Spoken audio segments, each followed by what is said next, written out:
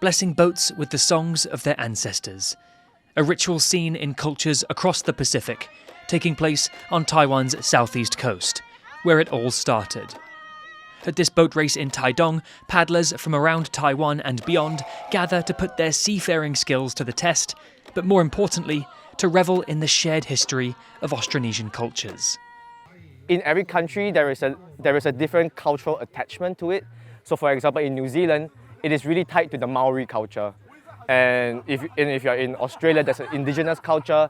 And in Taiwan, it's also very tied to the Aboriginal tribes in Taiwan. Taiwan is home to over a dozen indigenous groups, many of whom have lived between the mountains and sea on the country's rugged east coast for thousands of years. Research points to these groups as being the ancestors of peoples across the Pacific. Austronesian cultures around the world, from Hawaii to Madagascar, New Zealand to Taiwan, all share some characteristics and technologies, including deep roots in seafaring traditions. And it's that shared history of seafaring that Yvonne Jian, founder of the Taiwan Outrigger Canoe Club, hopes to preserve at events like this race. The culture of this island matters to me, and I want to honor that First Nation, First people of this island. And unfortunately, when I was younger, I didn't give me the opportunity to learn and get to know more of our culture, especially the indigenous people culture. Yvonne first learned of the connections between Taiwan and other Austronesian cultures while paddling in Hawaii.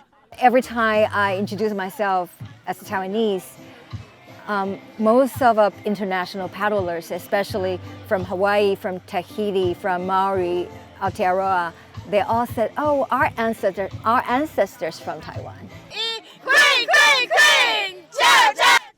Despite not being indigenous herself, Yvonne was inspired to start the canoe club after returning to Taiwan during the COVID-19 pandemic.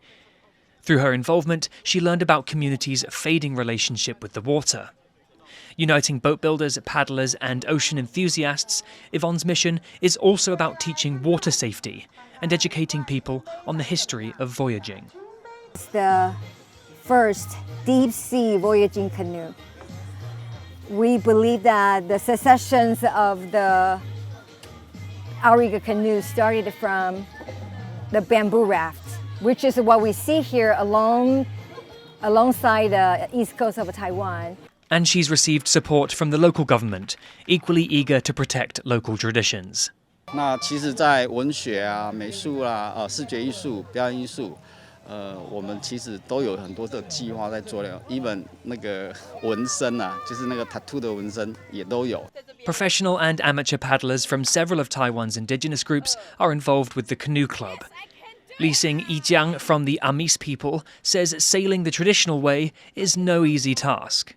最困难的是肌肉的持续力，因为大洋洲它是比较长距离的航行，所以基本上都是以公里为起跳，所以就是长距离的话，肌耐力要很够。And Kong Tek Lee from Singapore hopes even those without Austronesian heritage can get involved. This sport kind of brings everyone together, no matter what race you are, from what background you are, how old you are. Everybody is very welcome to be a part of the canoe.